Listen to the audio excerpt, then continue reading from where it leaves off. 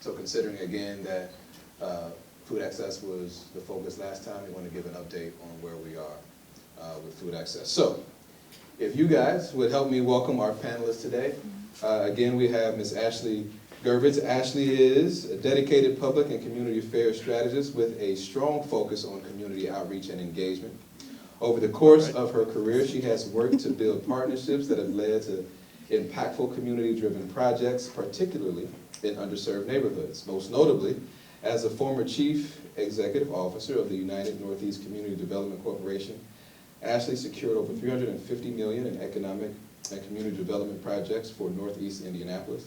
Her efforts in advocating for equitable policies and revitalizing the area through strong media and community relations have made a lasting impact on the region. Ashley's background in public service and project management has empowered her to elevate the profile of community initiatives through strategic communications and community engagement. Her ability to align the goals of policymakers and stakeholders with community interests has been a hallmark of her leadership. Round of applause, please, for that. Okay. And joining her on the panel today is Mr. Brandon Cosby, CEO of Flanner House. Flanner House of Indianapolis is a charitable organization under sections 501c3 of the IRS code, but it has a, I don't know why that's in there, but has a long and rich history. Flanner House of Indianapolis promotes spiritual, social, moral, cultural, physical, and physical welfare of individuals and families in Indianapolis. They support, advocate for, and empower individuals, children, and families by applying educational, social, and economic resources that moves the community towards self-sufficiency. Brandon Cosby, as the CEO, has been the visionary for a lot of what Flanner House not only has done in recent past, but is planning to do in our foreseeable future. So, round of applause and welcome. So, we'll jump right into it. And Mihal and Ray, I'm not going to pick on you guys for sitting so far in the back. Maybe I will later on. So, in general, like when we talk about food access, it is it's a really general term. And when we had the first discussion at the Children's Museum, many of the neighbors were quick to point out that speaking of it in general terms is not the healthiest way to engage in the conversation. There was, without calling out any names, a young lady in the audience at the time, when we were talking about affordable housing and food access, mentioned transition housing and some of our homeless brethren out there, and how we are not as sensitive to their needs as we should be in that process. And so that dovetailed into some discussion around how we approach food access and the like. So as we get into the conversation today, and this idea of food deserts, right? And Brandon, I'll toss this out to you first, right? How do food deserts impact individuals and communities, especially in terms of health and economic opportunities? Good evening. I don't know, is this working? I can't tell. It's on. Yeah. Okay. I use my big voice. The impact. So the first thing that I would challenge is the notion of the use of the term food desert. Yeah. Deserts are naturally occurring phenomena. What happens in black and brown neighborhoods across this country is not natural. It's economic, it's policy, and it's racially driven. We're talking about a food apartheid system. This is not a desert. And so the implications of such that begin to play itself out, you see the ripple effect. Because we talk about the work through the same lens that we talk about how black and brown neighborhoods have been historically redlined with the banking industry. Our neighborhoods have been redlined with food. It's the same exact conversations, it's the same exact practices, it's the same exact levels of disinvestment, it's the same exact conversation all over again. But instead of us talking about whether or not folks have access to get a loan to buy a home, it's whether or not they actually have access to food. And even the term access is problematic because it's not just about accessibility. Well, what do I mean by that? Well, I tell people all the time, I have access to the Bentley dealership. I know exactly where it is. I can't buy shit in there, but I know where it is. So when we talk about access, just because we know where something is, or even if we have the means to get to it, doesn't mean that we actually have the ability to partake in it once we're there.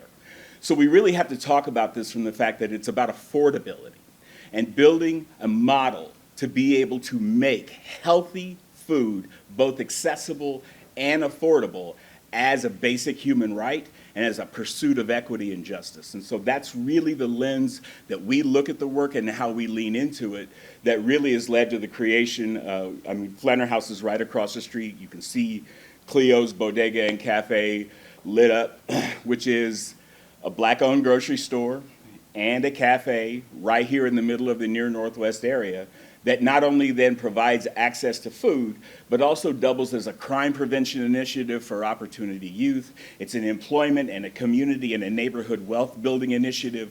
So the intersectionality of all of these other issues and challenges that arise in neighborhoods like ours that have had to weather the storm of economic disinvestment, if you lean into it through the lens of justice, then you can begin to draw the lines of see the ripple effect of all of the other factors that you have to take into account in order to be able to build a sustained food system that respects and values the residents of the community there in which you're supposed to be serving.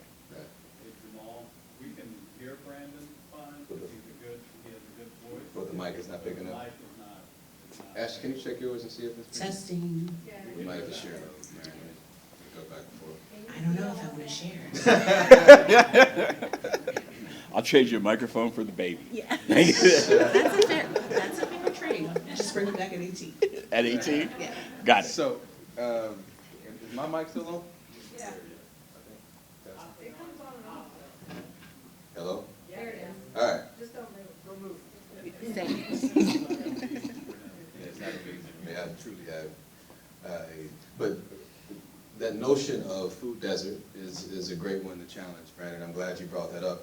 In addition to, and you poked at this a little bit, the social determinant of having access, and I put that in air quotes, to healthy food, not existing in isolation. All the other things that surround one's ability to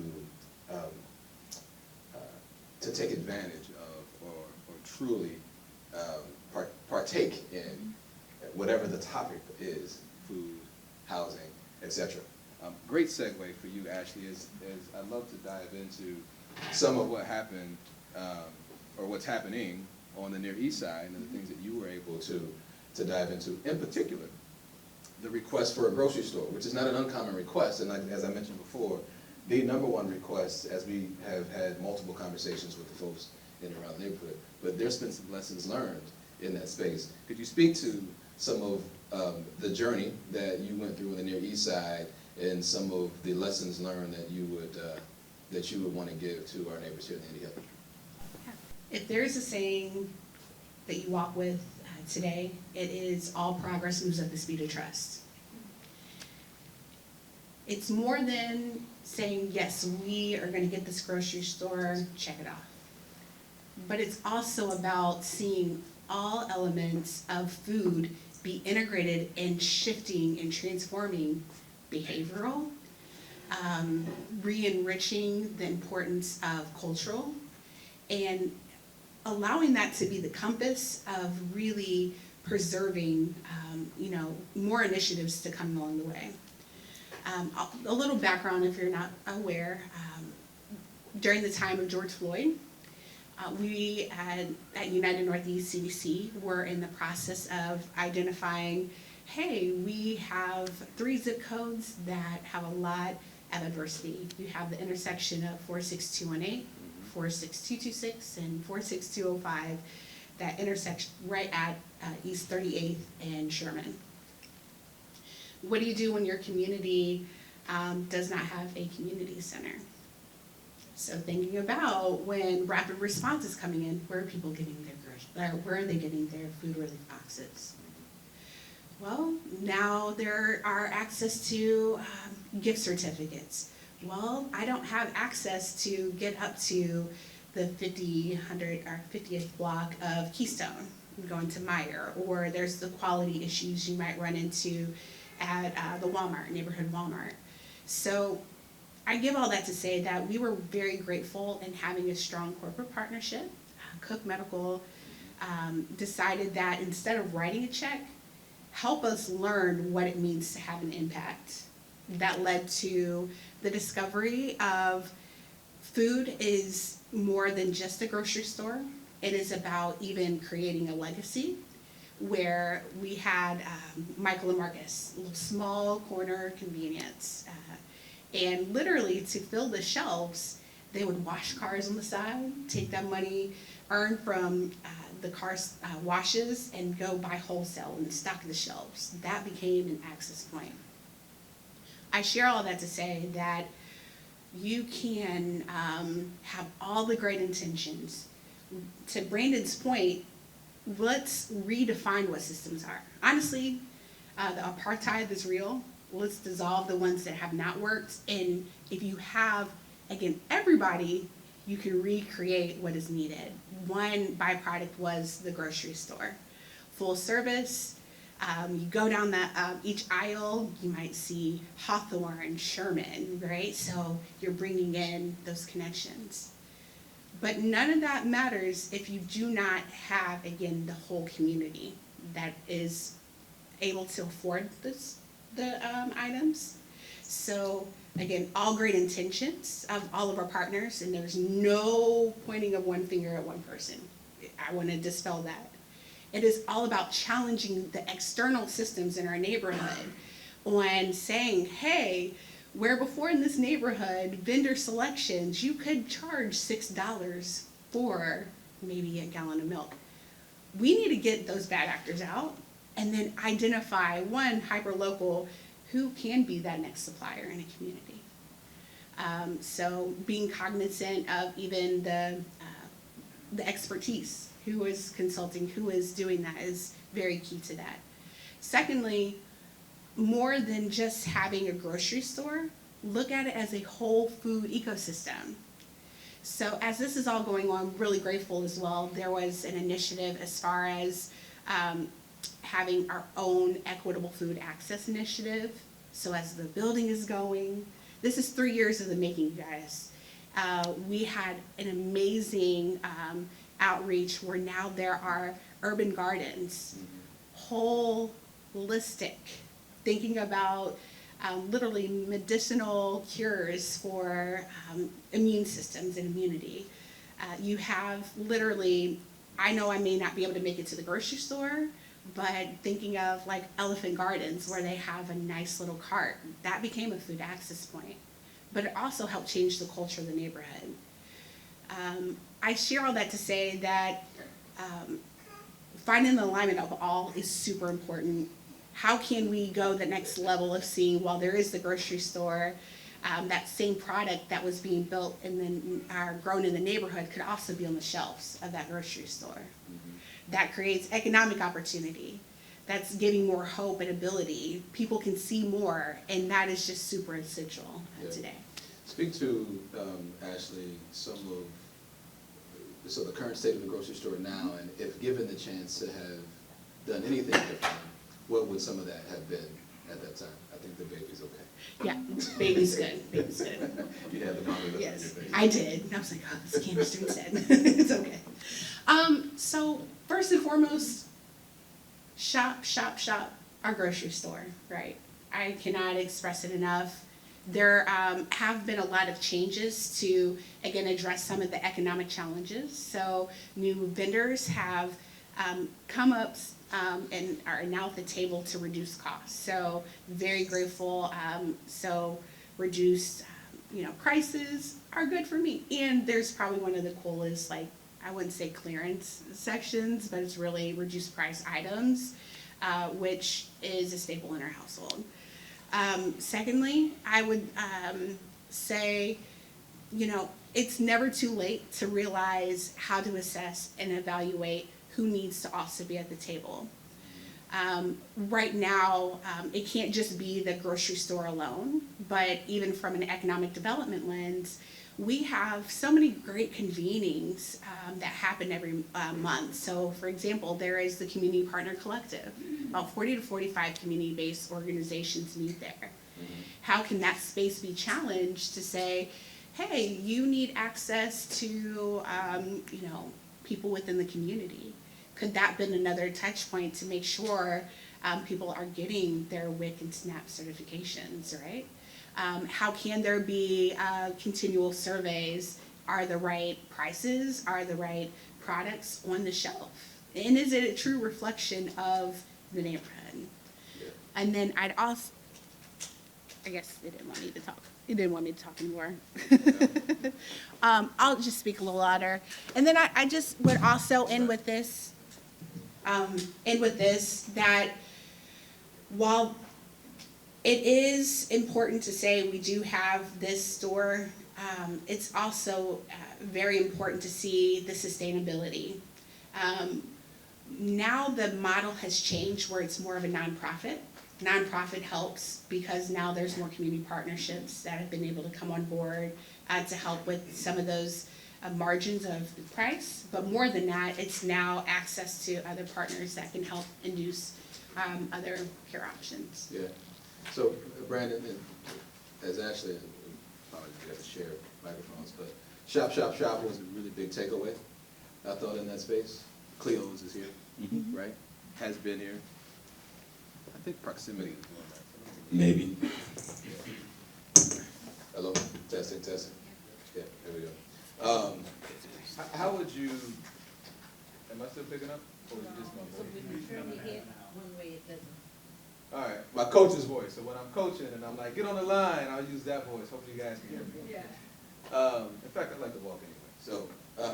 So Brandon, right? Cleo's is here. We are in the midst of the Flanner House space. Not only do you have Cleo's, you also have the garden in the back. We talk about what urban farming and development looks like. How would you, in the midst of, I think one of the takeaways from Ashley's point that she just made is support, ultimately, like community support. How would you convey the need for that support through the lens of how Cleo's and the garden are operating currently? So, yeah, I mean, what I would tell you, is,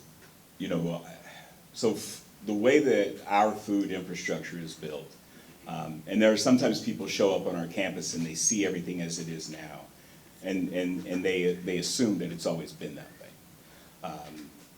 I came to Flanner House in January of 2016, right on the heels of the AA stores closing across the city, which made for great news, but the reality is that the residents in the neighborhood knew better than to shop there anyway. The meat was rancid, you could smell it when you walked through the doors. You went into that store as a means of absolute last resort, and you didn't buy anything that wasn't either sealed in a box, in a plastic bag, or in a can. The real emphasis and understanding of being responsive to community need, the way that Flanner House got back into the food business, our organization is 126 years old. So the work that this organization has done in working to meet the unmet needs of the community has been around long before my parents existed. But specifically, we had a community meeting, very much like people gathered here, trying to attract a developer to come into the neighborhood to build a grocery store. The neighborhood tax incremental fund had dollars available to invest, and a developer came, spoke to the residents about the store that he was willing to build, if he could get $1 million out of the TIF to help support the development. One of the residents asked the question, well, if you build the store, will we have access to organic produce in the store? And his response to her was, well, man, you need to understand beggars can't be choosers. There are children in the room, so I will not tell you exactly what I said.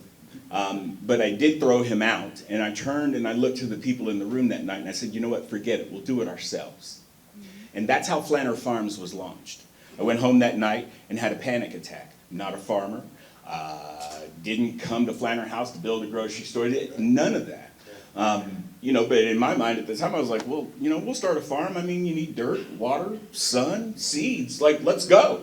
And really leaned into it. So what you see on our campus, we now have a 2-acre farm that produces 50,000 pounds of organic produce a year. In 2023, we launched the production of 2 commercial greenhouses in the neighborhood, 15,000 square feet each greenhouse, that produces that same amount of food every quarter. So now, as a neighborhood community-based organization, we produce 250,000 pounds of organic produce a year that we sell directly to residents in the neighborhood and the community for 40% below wholesale. We leaned into the whole conversation that said, if you could build a model where the most financially practical thing you could do is buy the healthiest food available, how would that change the trajectory and the impact of a neighborhood or a community? And so from there, we started the farm. Then Cleo's itself was born. Cleo's, if you haven't been, please come across the street, check it out. Half of the building is a cafe. The other half is a grocery store. It's a 2,400 square foot grocery store. One of the things that we had to have conversations with people in the neighborhood and the community to understand was, listen, if you grew up like I did, my mother gave you a speech in the car before you went into the store. You see this list? That's it. This is what we are buying.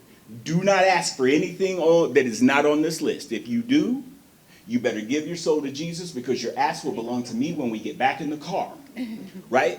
Grocery stores function and are profitable based off of impulse buying. You have to have disposable income in order to be able to do that. So when we think about the big box stores, we have to change the way that we think and we talk about food accessibility and affordability in order to make it consistently available. So we pared down the square footage and made sure that there was a high density of product, and product of brand names that people recognize and want. But because I can run both my cafe and the bodega 7 days a week with a team of 6 people, I own the building, right? I don't have to make a mortgage payment at the end of every month. We own the building. We were already heating and cooling it when we were using it for storage. So we were able to take a lot of the factors off the table that generally undermine the financial viability of a grocery store retail operation for the neighborhood and the community, so we can continue to drive prices down to be able to make them affordable. And those are the kinds of things that it takes so that when neighbors come in and shop at the store, if there's something that they want that's not on the shelves, all they have to do is tell us, and we'll make sure that it's there the next time they come back. You can get anything at Cleo's you want. You may not get every single brand that you want. If you want coffee, you can get coffee. There's not 35 kinds of coffee on the shelves, but there's coffee. And that's really part of what we have to talk about, is in this notion of making something affordable and sustainable. Because what I have committed to is I am not building anything in this neighborhood that folks will eventually point to and say, well, that's where we used to have ... and it's now closed, gone out of business, and it becomes another frustrating relic of the collapsing infrastructure of a neighborhood or a community. Good point. So as we, so much to dive into on food, and this will probably be a fixture on the conversations we have moving forward. In this space right now, we have a mix of really good folks. I'm looking at faces. I've got community folks, people who live here, neighborhood association presidents. We have leaders of some of our esteemed nonprofits in this room. Anchor institutions are represented in this room. If city officials are represented in this room. As a takeaway, right, parting question, in the spirit of supporting a neighborhood by way of being able to access healthy food options, how can institutions, nonprofits, city officials support that effort? What would you give them as a takeaway? For both of you. You're on fire.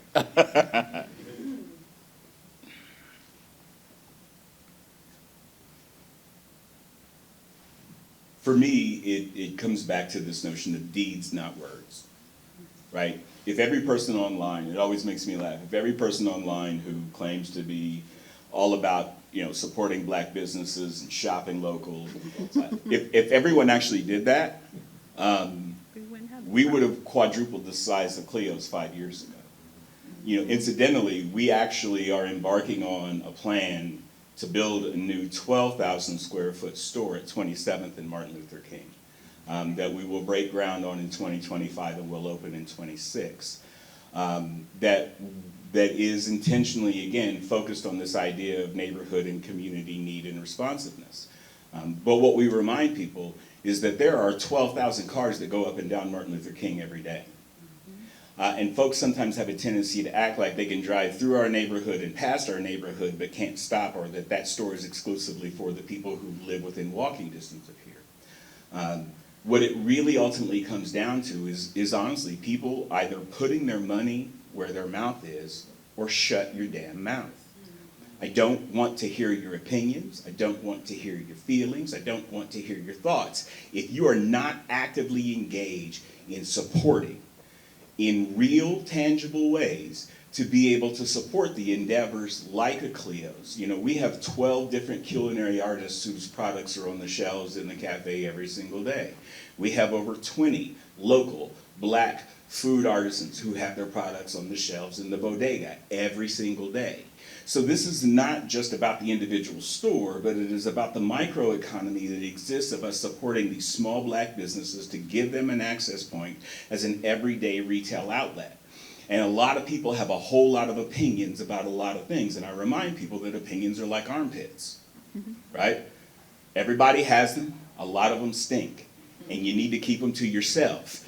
The reality of it is that we need to talk about investment in really impactful and transformative ways, and that's not somebody showing up and laying down tens of thousands of dollars.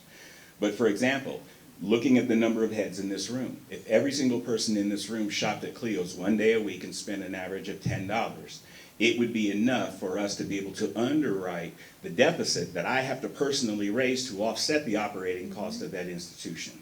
You see, those 6 people that I talk about, right, when we say it doubles as a crime prevention initiative, every single one of those young people who work in that store was somebody who was justice involved and had been lured into street culture, gang life, drug culture, all of these kinds of things. And we keep talking about, well, we got to give these kids, the chance to say no. Well, then give them something to say yes to.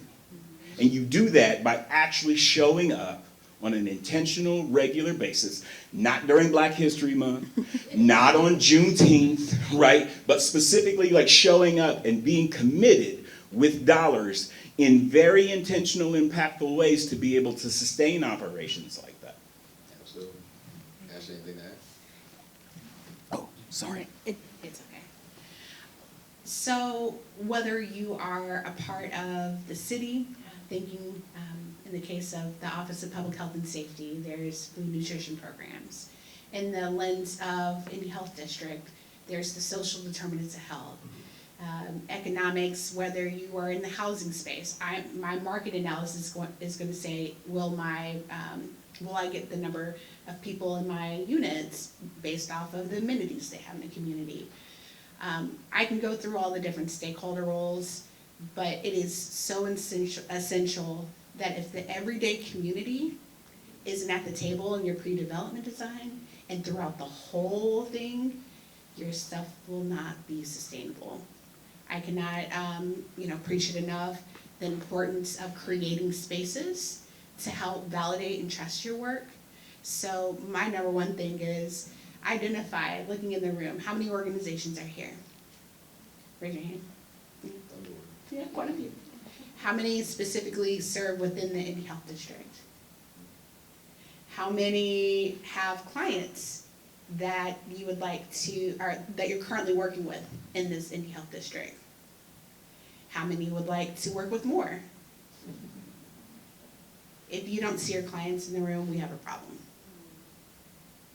Make sure you see that while housing discussions are happening, food discussions are happening, see that it is the inner workings of all, and if you don't see residents in the room, it's not going to move forward.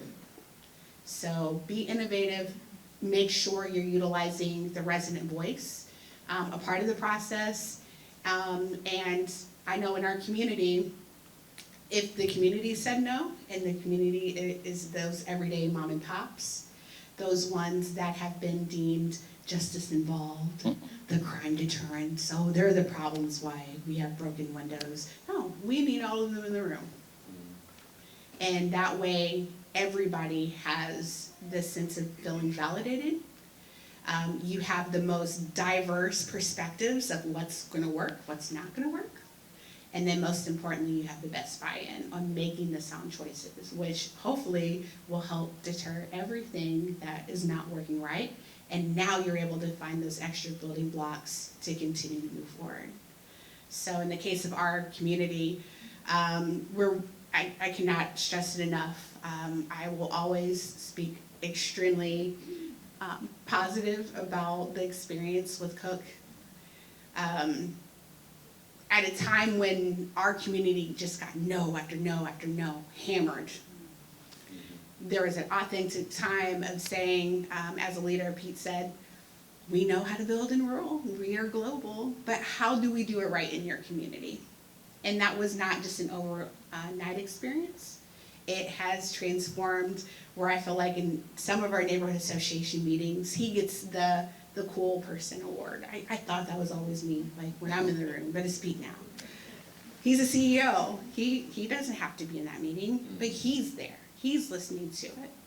So anyway, I share all that to say, if your community's not with it or a part of it, it's not going to work. So everything with this health district, especially with food, food is going to help the medicine. Food will also help with sustaining houses. So if I'm fed or I got access to it, you better believe I'm not going to be in the struggle of wondering where my next meal will go. And I'm going to go to the next source and then probably move out of the community. Excellent. Round of applause for Brandon and Ashley, please.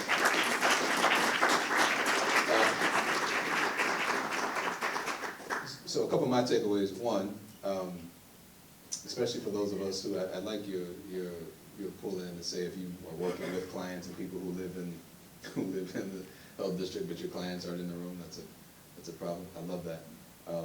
And again, these sessions, this isn't the last time, this isn't the first, it's not the last time we'll have them. So making sure that your neighbors, your clients, your fellow church members, your employees are in the space as these continue to roll out are critically important. So again, thank you guys for coming. We appreciate you guys. Food is the piece. So we're gonna take 5, because we're behind, right? So we're just gonna take 5. The 2 boards here kind of reflect some of the input that we received last time, but we want additional input in terms of what's important. Where do you currently receive or get food for your household? Take 5 to do that while we get ready for the next panel. If you need to refresh and get some more food, please do so. But literally, I'll count down to 5 minutes. We'll give everybody a quick break, and then we'll come right back with the next panel discussion on housing. Thank you. Thank you. And alongside this 16th panel, which she will introduce, she is graciously given her time today, and I'm excited, and I do appreciate you, and I want to say that publicly, so thank you. Shannon Staley, everyone. Good evening. This has been a great conversation so far. I'm really looking forward to interacting with our guests who are going to serve on the panel. So just acknowledging what we heard Brandon and Ashley talking about. This neighborhood has had a robust history. There has been a lot of things that we are super proud of, and there has been a lot of things that have also deterred our progression that we want to see in our community. So what we're going to be talking about is how can we go to the next stage together? How can we develop this neighborhood that we want to see thrive so that we can ensure that our next generation gets to see our neighborhood in this huge, exciting environment. So I want to just acknowledge the complexities that we've had. This 1,500-acre area has had a robust history, as I just stated. In the 1920s, the area became a vibrant hub for the Indianapolis Black community. Institutions like I cannot speak all of a sudden, thank you. High School and the Madam Walker Theater and the Lockfield Gardens provided not just services, but a strong sense of identity for all of us. But by the mid-20th century, There was redlining, there was segregation, there was aspects that tore us apart. So today we were at a transformational opportunity that we can work with the Indy Health District. We can dream about what we're wanting to see and dig more into this topic about affordable housing. So today we have our panel guests. We have Vincent Ash, Chief of Staff with the Indiana Economic Development Corporation. We have Nick Campbell, who's a board member with the Near North Development Corporation and the first vice president of commercial real estate with the First Internet Bank. We have Joe Hansen, he is with the Indianapolis Neighborhood Housing Partnership. We also have Stephanie Quick, the president of Intend Indiana. And then last but not least, we have Megan Vukusic, thank you, the director of the City of Indianapolis Department of Metropolitan Development. So I'm going to turn the floor over to our panelists, and we have a series of questions to discuss. All right, so first up, we have Megan and Stephanie. So the first question is, how would you describe the current housing landscape? Oh, see, this is the interaction part. I'll sit over here. All right. How would you describe the current housing landscape in the city and the Indy Health District in particular? So Megan, if you would go first. Sure. So I would say the housing market generally is strong in that there's a strong demand for housing in every sense of the word. So for Indianapolis, I mean, there's housing demand for market rate, there's housing demand for rental, home ownership, all different types of housing types, so that could be condos, single family. But then also the need is even more there for affordable housing. So, I mean, across the spectrum, as the Department of Metropolitan Development, we have to address every level of housing. And so, I mean, the demand is there. And so, yeah, I mean, really, that's the best way to sum it. That's the best way I could sum it up, is that it's just very strong demand, and Okay. for every aspect of housing. Very good, thank you. Stephanie, any additional thoughts you'd like to share? I don't know if you can hear me with this, but I would just add to that, as Megan mentioned, the various housing types, the single family, the apartments, the duplexes, as across the nation, home prices, I'll speak directly in regards to home ownership, home prices have risen, particularly in the health district. Average home sales are about 195, which is skewed just a little bit due to the boundaries of the district. But one thing that's definitely occurring across the nation and definitely in Marion County is the ownership of rental properties by out-of-state investors, which definitely skews that housing price. About 30% of rental properties are owned in the health district by out-of-state investors. So that definitely, it causes the price to rise. It has an effect on the community in regards to the quality of housing that's out there, the quality of that rental housing. Most often, those out-of-state investors, they're not investing in those properties. They're simply buying them, charging an enormous amount for rents, not maintaining them, and those rents continue to increase year over year. Thank you very much for sharing your thoughts. Okay, the next question is for Joe and Stephanie. So Stephanie, if you want to start first since you have the mic. But the question itself is, can you define what affordable housing means and clarify the difference between affordable, workforce, and market rate housing? Sure, I'll definitely start that off. So affordable housing is generally meant to define what someone can afford, how someone can afford to live. So traditionally, that means that if you're paying 30% or below of your gross income towards housing, then that housing is affordable. That's oftentimes not the case and not realistic in today's times, but that's generally how affordable housing is defined. Workforce housing, and that goes for those who are maybe 80% and below of the area median income. So for I'll say a 4-person family currently in Marion County, I believe that's about 80,000. That income just went up in September, I believe. So yeah, it's about 80,000. And then for workforce housing, that's generally geared towards those who are at 81 to 120% of the area median income. And then market rate most often defines those homes, those properties that have no subsidy, and will sell for whatever the market will allow for it to sell for. Very good, thank you. And then Joe, can you add your perspective from your day-to-day experiences? So really not, and that Okay. really covers it in that I'll just emphasize that affordable in INHP's perspective is really about the human. What can the human afford? And the 30% metric is very important to us because anything above that puts them at risk of a life event, putting them in harm's way of a financial catastrophe. But more often than not, when you see affordable in the press or in larger conversations, they're really referring to the real estate. And how is that real estate financed? And that's really what Stephanie was talking about. The affordable housing often has deep levels of subsidy from the federal government, often passed through the city, sometimes through the Indiana Housing and Community Development Authority.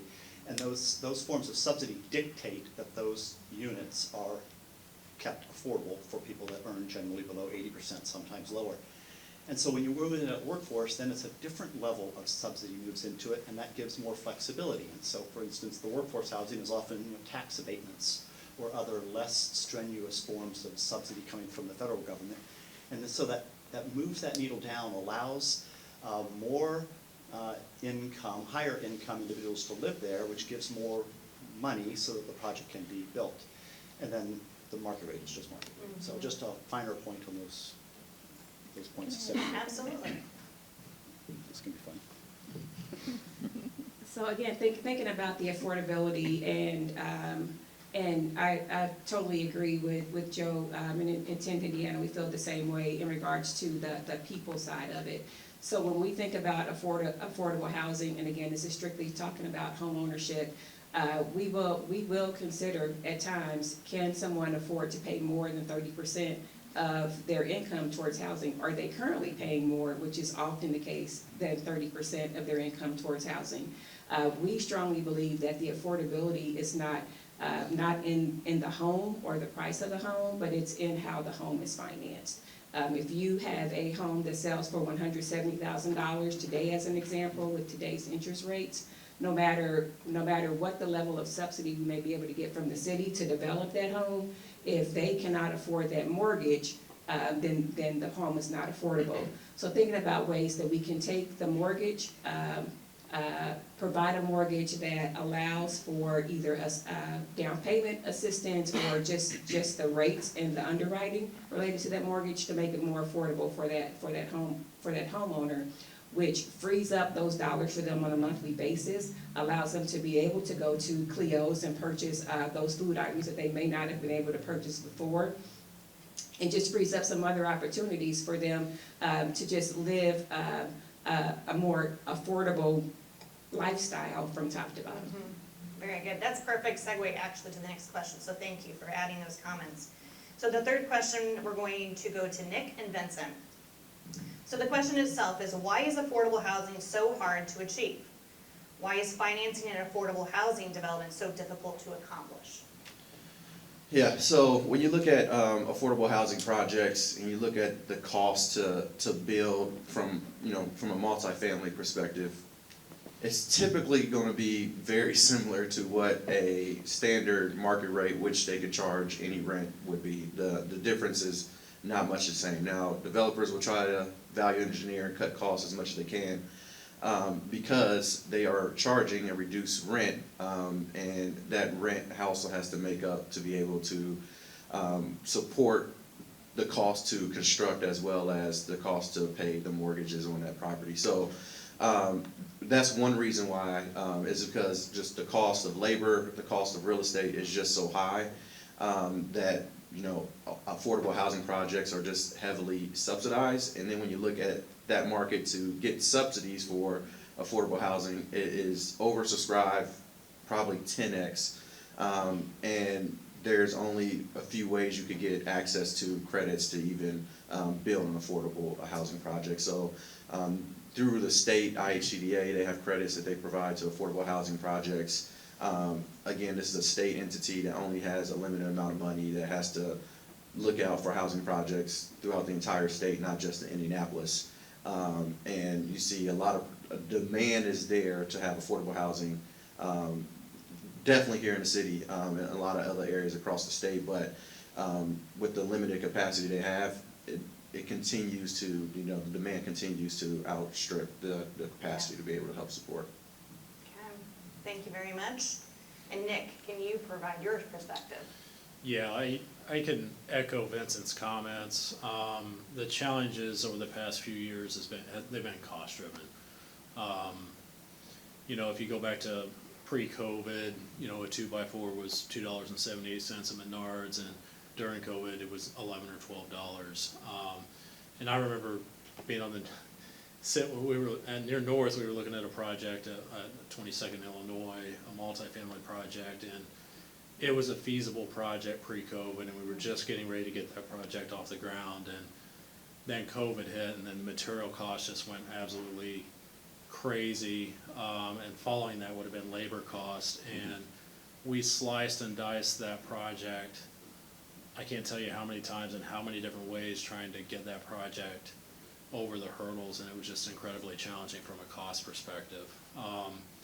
So, you know, there's certain ways to solve that.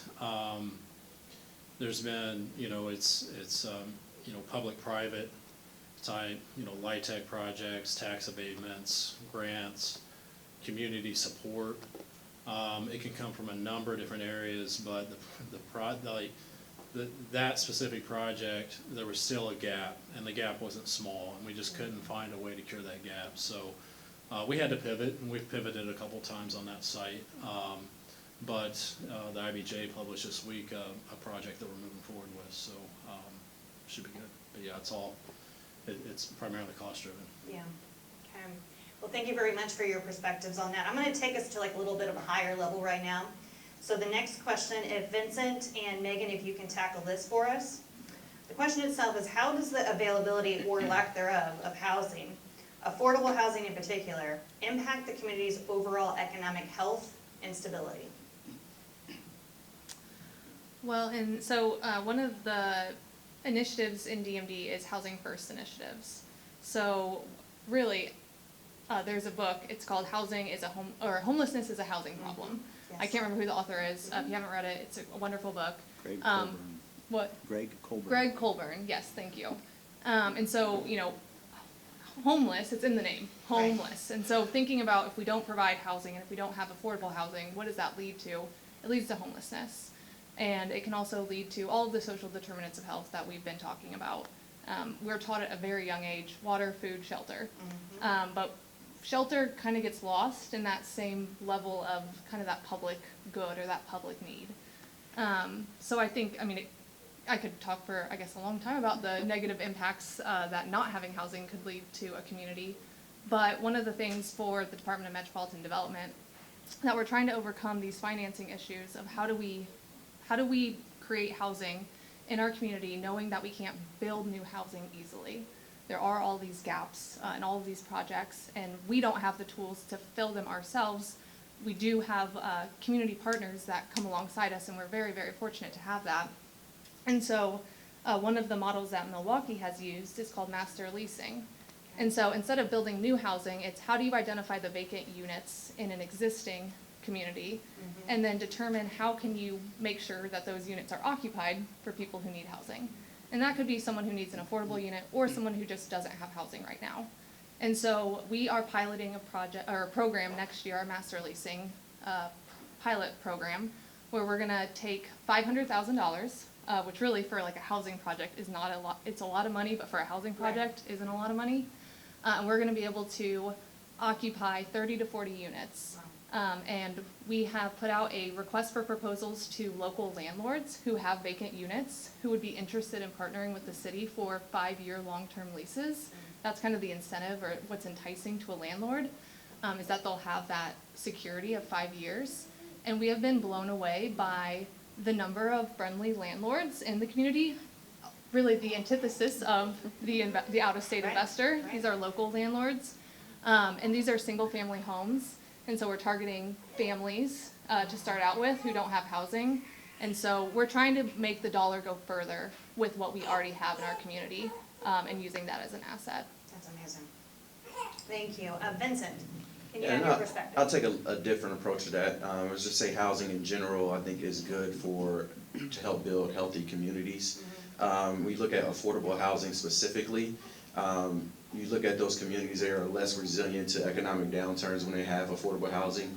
That because people who live there are able to continue to afford if they, have a loss of job and they need to pivot to something else. And so when, at my job working at state, working in economic development, we work with a lot of communities across the state and to attract different investment. I think communities are now finding out that they need affordable housing even as a way to provide opportunities for the talent and workforce. And so a lot of times affordable housing can help lead to talent attraction, but it also helps lead to employment opportunities as well. So those are some of the ways that affordable housing should just help create a better, healthy neighborhood community. Thank you. All right, I'm gonna shift gears. So this is kind of like putting together the puzzle. Housing is needed, affordable housing is needed. So it doesn't happen in a vacuum. So I'm gonna tee this question up for Joe and Stephanie. The question itself is understanding the housing development doesn't exist in a vacuum. What's missing? What else should the community consider when talking about housing in their neighborhoods? I'll start with what should be considered when talking about housing. One is it's the needs and the needs of the community. I think that's definitely the first step. And when we talk about the needs of the community, of course, that involves community engagement. So the process that we're having right now and the process at the Children's Museum for the Indy Health District. So engaging with the community being the residents, the business owners, everyone who represents community for a neighborhood and for an individual group as well, connecting with those to find out exactly what they feel is lacking in their specific communities. The other things that I would say that's definitely needed is transparency. Definitely, and when we're talking about developing affordable housing, when we're talking about providing an affordable mortgage product, definitely being transparent in regards to what may be coming, what may be possible, what is not possible. I don't want to take up too much of the time, so I may just pass the mic on down to Joe. But those are definitely some of the top things. Engaging with the community, the transparency, and then I'll pass it down to Joe. Thank you. And Stephanie, you'd already said earlier in your comments, a variety of housing types. Exactly. And so I'll echo that point. I'll take a different approach to answering that question, and that is when thinking about housing in a community, it's not enough to think about just building new and attracting new residents, but taking care of existing residents. Right. And that happens in two ways. One, you have existing homeowners that have been deprived access to capital for home repairs. And so get resources in there so that they can make the necessary repairs to their homes in ways that make sense. The city has rolled out a new program just recently. In fact, it's kind of in a quiet phase, but they're rolling out additional resources and capacity to make repairs to homes. The other is those that may be currently renting in the neighborhood. How can they take advantage of the new housing stock being created and have opportunities to take advantage and move into those? So take care of the residents that are already in the neighborhood. I think that's going to be critically important. And then just with that housing, any new housing, you need to think about the connectivity. The prior panel was about food access. So how do you increase food access, jobs, healthcare, education, what have you? I love the Indy Health District, and on the maps that I've seen, there is so much connectivity. In fact, my daily commute route when I ride my bike to work is across 22nd Street. And I love the fact they've got a nice curb separated way for me to get across town. And so how do you increase the connectivity to make sure that all of the resources are accessible to the new housing that you're talking about? Excellent, thank you. All right, our next question, if we could have Vincent and Nick tackle for us. So we are reading about a lot of different development projects happening. We have our IU Health project happening, we have the revitalization of the Circle Center Mall, additional hotels. So the question itself is, how will some of these large commercial developments positively impact this area in years to come? Yeah, that's a great question. The amount of investment being put in to this area by IU Health is just astronomical and phenomenal for the community, just as a ripple effect, because that's going to create jobs, and those jobs are going to allow incomes to support local businesses. It can be hugely transformable to the area. So it's usually not immediate, right? It takes some time and some planning and some thoughtfulness to go into the changes, community input, but it will spur viability, long-term viability in the local community. Thank you. Vincent? Yeah, there's definitely always pros and cons to growth and significant investment. It is going to garner additional investment in other people who see the momentum in certain areas. It's going to provide access and higher incomes and things of that nature. I think, I'll just be transparent. Sometimes real estate development is predatory. There are going to be those players that want to take advantage of different situations, of different investments that are going on in various areas. And it really takes an intentionality and a consciousness from really organizations that are up here on this panel, as well as IU Health, and how they're looking at approaching it and ensuring that they're addressing the needs of the community and the current residents and providing affordability that is needed, because it is going to be a significant need, even more so when other, like I said, real estate developers who are really just trying to make money to try to take advantage of different situations. So definitely kudos to everybody up here on this panel who is addressing the need every single day, and IU Health, who is being intentional about it. And IU Health being in other nonprofits in the area. Near North is another example, being landowners, kind of goes to help preserve a lot of and create a lot of more affordable housing units as well. So overall, it does have its pros and cons. Significant capital investment. However, I think this group definitely have a good plan to help continue to create and preserve affordable housing long term. Thank you. Completely agree with that. So we have one remaining question. I want to open it up to everybody to provide your perspective of this. So how can we make sure that the neighborhoods within the district realize the best mix of the housing options, retail and the supplemental development? How can we do that within this environment that we're working, and from your perspective? So if anybody would like to, there we go. I'll start, Thank you. and I'll just, I guess partnerships. I mean, Okay. really, it's gonna take everyone. Landowners have a lot of responsibility. So we heard, Brandon talk about, hey, they weren't gonna do it the right way, so we're gonna do it ourselves. Right. That's amazing. Mm-hmm. So having property owners that are willing to be in it for the community, I think is, and then the partnerships, because we can't do it alone, because there's a lot of challenges out there. Thank you. I say, use your voices. You live in this community, your input is important.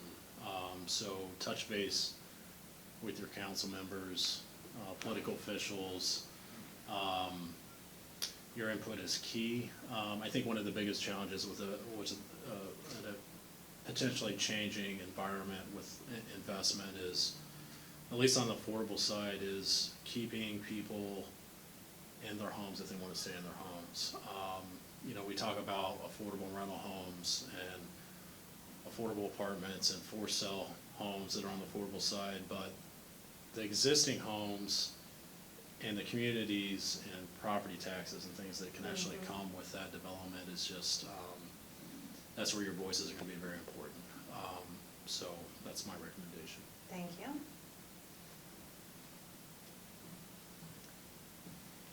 This is answering the question, but maybe in just a roundabout kind of way, and I'm actually going to use Ashley's example, but on the flip side of just to have everyone who is an actual resident here to just raise your hand.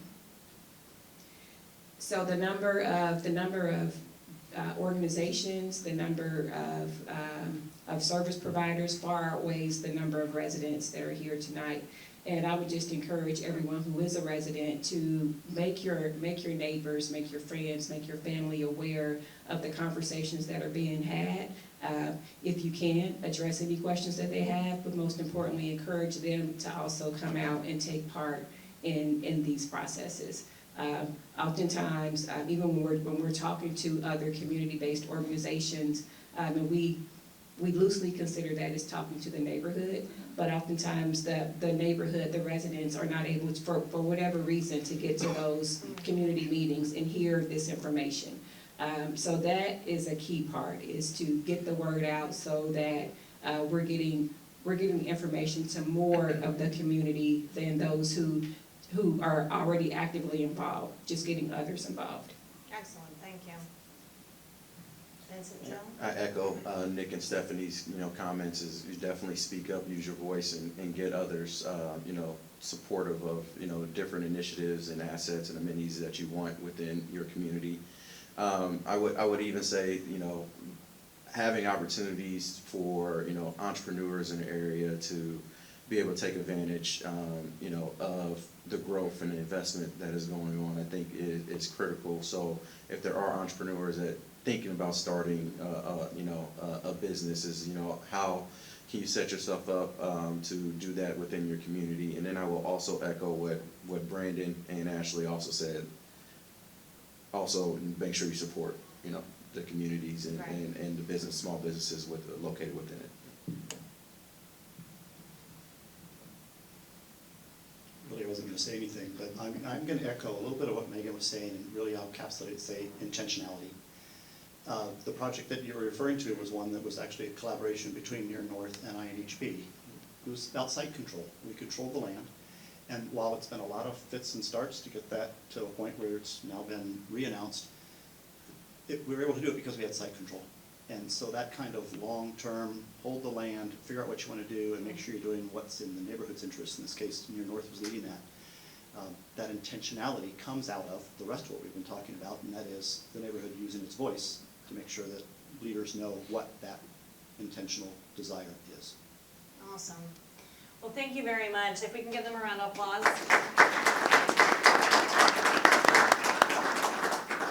Turn the floor back over to Jamal. I think we did have a resident who wanted to ask a question. Perfect. We actually have a few. Okay, we're gonna good. do- we're gonna do- I just want to make sure that, Absolutely, we wouldn't walk out without it. We're down to one. Not working. All right, so I'm gonna do the runner thing. We did want to open up for Q&A, and I know Ms. Felicia had, but we do want to engage. We're not gonna let you guys off the hook. You have a really good student panel, full of knowledge, but I want to make sure we do some rapid fire. So, Ms. Felicia, all right, we'll start here. I've got several questions. You mentioned that the city had a program for homeowners in the area to get repairs done to their homes. But as I live here as a resident of the neighborhood, I can't tell one of my neighbors what that program is. I don't have any information on it to pass it on. Yeah, so I can address that. So we're doing a soft launch of it. We haven't promoted it because the demand is so much greater than what we have resources to provide. That right now we are already working at a deficit. And so we don't want to set the expectation that anyone who can apply is going to have this resource, because the reality is we don't have enough money to pass out that is really needed in the community. And so we're doing a soft launch of it right now. And then once we get our footing and hopefully we get more resources behind that program, we'll be able to communicate it to the larger community. Okay, explain to me what a soft launch is. We don't have enough money to launch it, but yet you're doing a soft launch and somebody's getting. Yeah, so a soft launch is, it's available. So it's called the Owner Occupied Repair Program. So you would be able to find information about it on the city website, but we're not promoting it because promoting it would be setting false expectations on the resource that's available, because we already have a wait list of folks that are needing the funding for owner occupied repair, and so we don't want to keep promoting it. At the same time, you say you already have people on the list already. As Yeah. a resident in the area, I still don't know anything about this program. So, it's like, at what level do we, the people that live in this area, find out about these soft launches to be able to apply, to get at the beginning of the list, or to apply? Are you gonna make an announcement, and where will we get that information from when you do decide, or when you do have enough money to make it a bigger program? So we'll probably promote it to our community partners. So the partners, because this program used to live outside of the city, it used to live with the community development corporations. Right. And so when we talk about that wait list that already exists, there are already folks on the wait list when we brought the program in-house. And so we still need to, honor those individuals. So when we are ready, we have a newsletter you can sign up for, and I can share that with the organizers here today. And so hopefully they can share it with all of you to sign up for that newsletter, so you get a notification when we have information to share. Okay. Well, I used to be an employee at IHCDA. I retired in 2015. So I am aware of the CDBG grants and things like that. But I'm just saying, I worked there and I didn't know if the information was being put at. So. And it would be in the as long same as we- location as the CDBG funds. So it's funded through a newsletter that you can sign up for to get notifications about that program. But we can share that link, so that way all of you can get access to that information. Okay. Too, Ms. Felicia, we built out the Indy Health District website. Folks would be, they would be a depository for a connecting point for all of the organizations and the resources, so you would know where to go. And if it was home repair, there'd be a section, and then the links would take you to Don't where. put the coaches in the. I'm sorry. Usually I'm done coaching about this time. Hopes is that as we build out the Indy Health District, its website, and it becomes a depository for this type of information for you guys as neighbors and community members to access. So, and we're not there yet, but the goal is for you, knowing that you know how to get to the Indy Health District website, you would go, right? And if housing repair, it was the topic of interest, you would go to that piece, and then we would be able to say, here are the organizations, whether it's the city or INHP or some of the CDCs, that offer that resources without you having to go, scavenge the internet to find it. So hopefully we become a solution for not just that program, but just other resources in general. So I know you got more. Yeah. I know you got more. You keep more. But pause for a second. We're gonna share the wealth, Ms. Felicia. Come on. I know. We'll come back here to the back. Hi, I actually represent an organization that does owner-occupied repair, home repairs for good, so I could talk to you about that. But I think to the panel, bringing up the question and talking about the role that home preservation does play in the affordable housing conversation, we as a community need to look at how can we invest more. The city has put together the program, they're having to soft launch because they're already behind in funds. We need to look at where can there be more public investment in owner-occupied repair and make that part of the more comprehensive way to address affordable housing. Because we do know the most affordable home is the one that you already own. And so what can we do to help continue that? So anyway, I applaud you for bringing that up and the importance of home preservation in the broader discussion of affordable housing. Other questions? Ms. Felicia, I'm coming back to you now. I'm not going to forget about you, I promise. Who had the question? Over here? Yes, sir. Pre-pandemic, Indianapolis had among the highest number of evictions in the country. And it still has an extremely high rate of evictions. What, if anything, can any of your organizations or the Indiana Health District do to reduce evictions and to give renters more rights in contrast with tenants, landlords?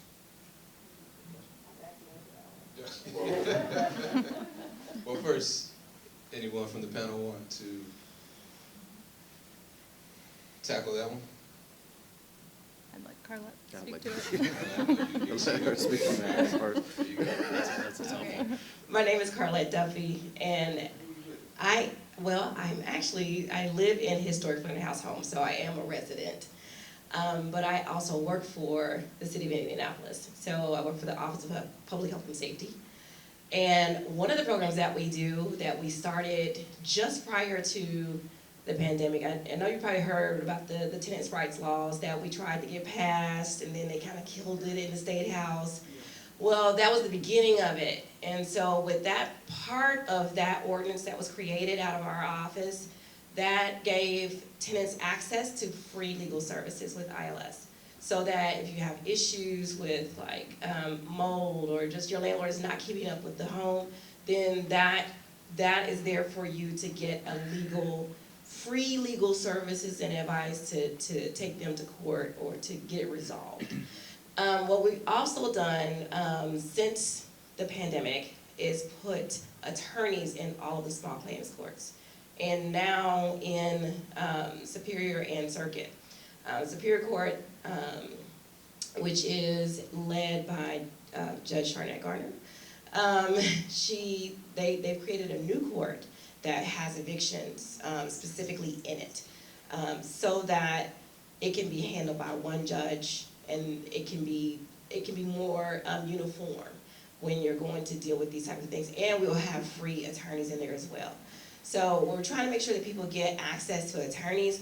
So for me, being the CFO at OPHS, my biggest thing to our housing team is, are you hunting for grants for rental assistance? Are you seeking out rental assistance funds? Because it doesn't help to have an attorney there that can, allow you more time if that time is not going to get you any money to be able to pay the rent, to pay the back rent. So for me, it's actually more feasible for us with some of the things that we deal with, especially with homelessness. It's financially feasible to pay rent than it is to put someone in a shelter or in a hotel or however it is that we can assist.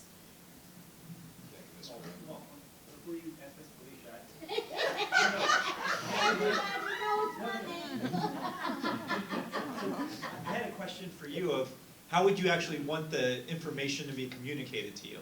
Instead of us telling you how we're going to do it, I'm actually more interested in what would be the way to communicate this more effectively.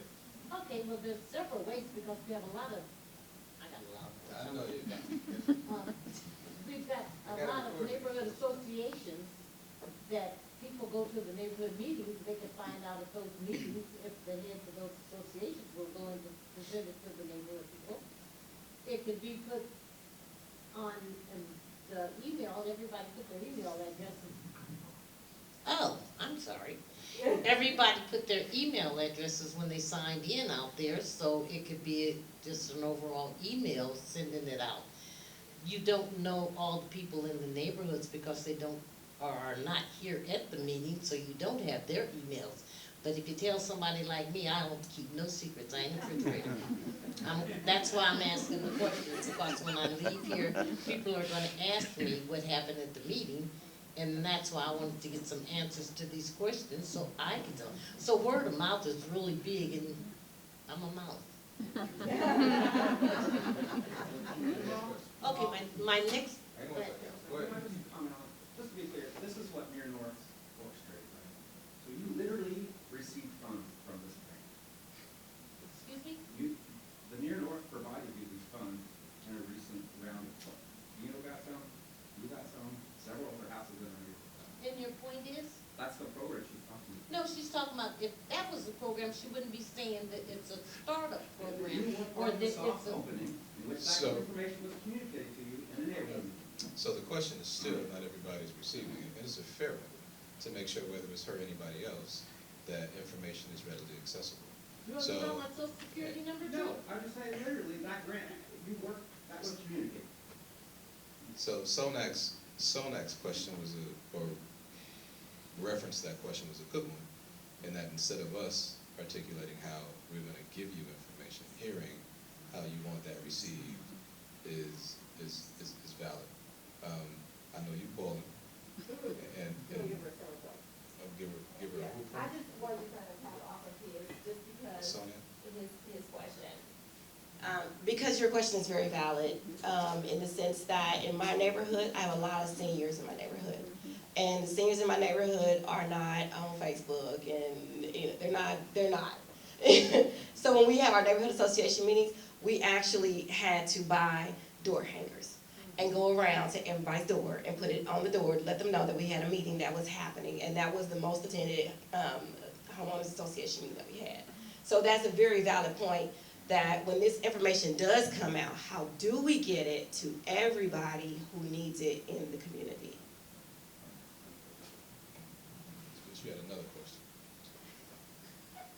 Without that response for the panel. We're gonna deal with that other thing later. Yes, ma'am. Young lady that's representing Citizens Energy? Yes, ma'am. Okay, in my neighborhood, we got the letters, speaking of the lead pipes Yes. and the lead Yeah. in the water. Yes. Okay, now, everybody here knows everybody here, but yet we just had a trail put in down Capitol Avenue. But Capitol Avenue, when you put up every home, they all got lead pipes. How can those pipes, or how are they gonna be replaced when the trail has just been laid out there? We're gonna tear up the Gotcha. trail to put those pipes in there now? Yeah, so the overarching, so it's a lead service line replacement program that Citizens has. And so letters recently went out to different homes, so you could know if you may have a lead service line, and I say may because we need to do testing. We still have to go out in the community to determine if you truly have a lead line or not. And then also let people know that you do not have a lead line. So there was different communications that went out to all of our customers. The overarching lead service line replacement program is to go and replace the portion in your yard that is customer owned. So it's a customer owned line that Citizens is gonna come in and replace as part of this program. And then the line is still gonna be your line afterwards. So to go to your question, there's various projects going on throughout the city. And so what we're doing is coordinating with the city, we're coordinating with neighborhoods, and we're going into those neighborhoods to ideally break ground once. And so the program itself is about 15 years. We've had 2 years into it, so we have 13 more years to go. We're working to get additional financial assistance so we can expedite that work. But so it's a lot of coordination, and it's also gonna take time to get to all those different locations. But for the most part, when we're out at a location, we're gonna be replacing that portion in your yard, and then we're gonna restore it. So it's going to look business as usual. Your yard's gonna look like it did previously once the grass comes back and is reestablished. Does that answer your question? Okay, so you're going from the sewer, you're going from the point of the sewer all the way up into our yard where Yes. the meter is? No, because Okay. it's not the sewer lines that are the real sewers in the alley, this is the fresh water in the front of the house. Okay, on Capitol Avenue, ours are all in the front. We have no utilities in our alley, that's why they won't Yeah, so repair our alleys. the infrastructure is very varied, very varied.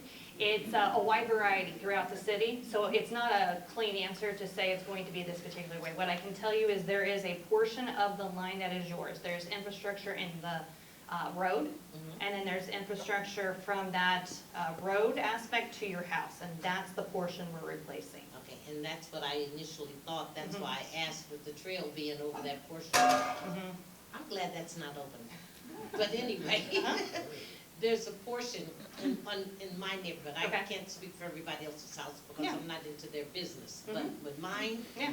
it is from the road, Okay. going under the sidewalk, Mhm. under the trail, Right. into the yard. Okay. And I'm just asking, is Mhm. the trail gonna have, if and when Right. they get to that area, Mhm. are they gonna have to dig up the trail? Most likely it'll be under the trail, but They'll just yeah, close we'll it like have they to did the determine, gas yeah. lines when So they we came have a down. team that goes out and they assess. So like they'll figure out how they need to approach that particular Okay. project. So I don't wanna say to you like, absolutely, it's gonna be perfectly fine, we're gonna go below grade. I don't know, but I know that Citizens is gonna restore it to its original condition. Okay, well, that was my Yep. concern, because that's what people had asked me about it once the letters came out. Gotcha. And I know when I watched them put the new gas lines down Mhm. there, and they did not have to dig up the yard. Yeah, sometimes they don't have I've got pictures to. of it, where Sometimes just they do. pushed it through. Correct. So that's a good thing to know, okay. Yep, very good. We'll do one more question, and then we'll wrap. Ms. Laura. Hi, my name is Laura Henderson. I am the Community Resource Director for First Baptist Church, North Indianapolis, right up the street here. Shout And- out to First Baptist. Yay! That's spent some time in the basement and serving some of the We serve over 100 people, families, hot meals every Thursday. So when Ashley was talking about the food deserts and people not get where you get your food, I've just been surprised that no one put food pantry on here, but it goes back to Ashley saying that nobody in the resident from the community is here because they would be putting on their food pantry. Right, and so, but anyway, I've worked with, prior to doing this, I worked with the homeless on the streets for 30 years. I helped open a Rising House, so I've been the whole gamut of housing with homelessness. I was Van Roy's community program director for their special housing programs. So we had a homeless problem then, but the mayor and the city at that time said we didn't. As the rest of the world, you know, we are not proactive, we're reactive.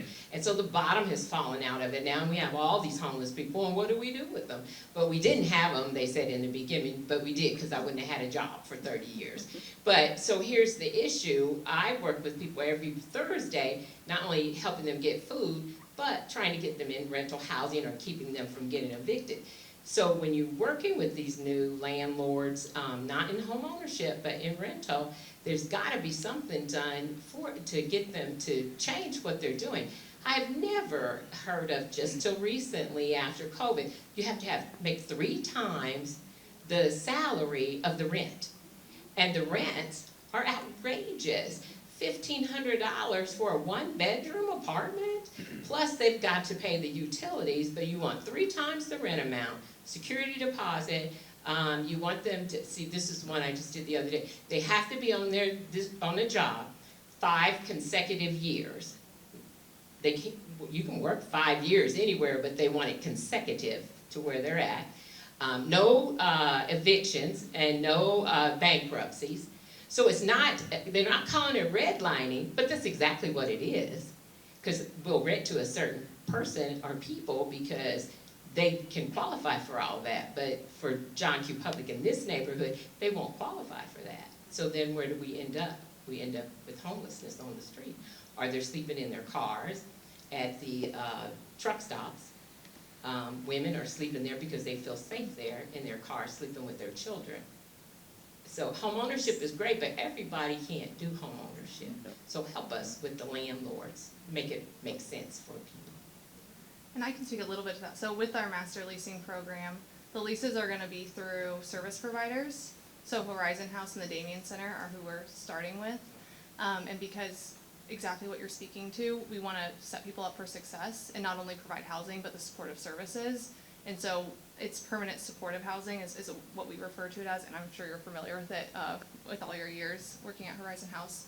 But that's, you know, the 3-legged stool is what we call it, and having that service provider component, someone advocating for that individual is critical to everything that you're talking about. But what about those that can't get into the Horizon House service programs, those that are just looking for the landlord here in the neighborhood or in another neighborhood? What happens for them? Where can they go? Is there a closet? Her agency that they can go to talk to about, this is outrageous that they charge, they're required 3 times the rent amount for housing or for an apartment. Yeah, and I don't know the specific project or like development that you're talking about or apartment complex, but yeah, there are 100%, there are barriers out there that still need to be overcome. I think we're at time, but I've heard a couple, and Hyra's team, could you make sure that as we move into the next iteration of our stakeholder engagement discussions and how, let's make sure that we include discussions around homelessness, rental, evictions, things of that nature. I just want to make sure that we document. A part of, again, this exercise is not just to have it and be done with it, but take the information and make sure that we continue to discuss it, figure out solutions, etc. Ashley, you're looking at me like you have one. And I know we're getting ready to close up shop, so I'm going to let you have the last. You look like you have a comment face, not a question face. It's more for the next. Okay. Absolutely. It's more of just considering for the next conversation with developments that are happening, and I know the panel knows well. A lot of the deals happen with like the LIHTC, the low income tax credits, or there's certain homes deals, very great and enticing in the beginning with developers, but like what is the proper assessment when they go to have the next project? is there an assessment to see what quality they're taking care of their existing projects in the neighborhood? So good example, you might have seen in the news in the corridor for the Meadows. Hubbard Gardens is a great example, Tech deal. It's now passed their credits, and it is the slums in the worst conditions. It's allowed that sense of hopelessness that's happened, but yet that same company is still able to apply in other areas. And of course, now they're on their next development. So I don't know if that's another talking point for the next time, but I think that also leads into that sense of security, what can also be done with best septet practices, making sure there's adequate lighting where certain crimes can occur. So I want to bring that up. That was great. Thanks to everybody as we get ready to close. And round of applause to our panel, please. Our moderator, Shannon Staley, thank you so much. So again, not the first, it won't be the last, and we are taking notes. This is being recorded both through written form as well as, obviously we have the mics and we're recording through video, as you guys can see. To be able to take all of this back, make sure we digest it, and so as we go into the next iteration of what the discussion looks like, we want to be able to tackle some of what's been brought up tonight. And in between now, and the next time we have it, we'll be touching base with everyone in some way, shape, form, or fashion. So don't let this be the last time you give the input that you're giving. All of it has been very well received, even if it comes from a place of I'm pissed, because rightfully so, it should be. So again, thank you guys for coming out. I know, look, it's a Wednesday evening. It's 7 o'clock now. Hopefully the food was good and you actually got something to eat, man. Everybody enjoyed that. But it's important that these discussions happen. My challenge to each and every one of you is if you operate or run or you just work at a place that is connected to or inside of the health district, bring your employees here the next time. They're important. If you live in the district, when you go back to your neighborhoods, I need you to bring 3, 4, 5 people with you next time to make sure that they are present in the space. Absolutely. Absolutely. Make that clear in what you Can we send out? Very good point. Her question was, are kids welcome?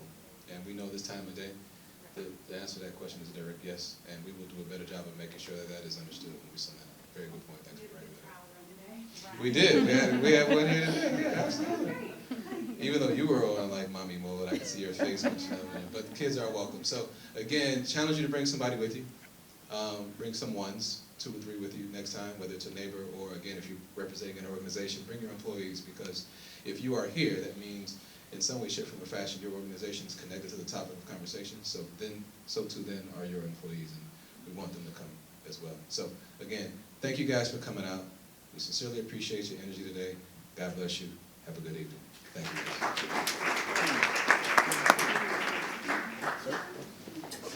You're like the welcome You only got a minuscule part of it out today. Yeah, I know, right? I had it nothing. Need to have. And then I'll reach out to you, like, maybe we can, Great job. Thank you. maybe we can grab coffee. In fact, Disconnect and, that would be great. no ass. No, we'll give I you. know I we would both appreciate get those a lot. that. Yeah. Good to meet you. Good job today. Appreciate it.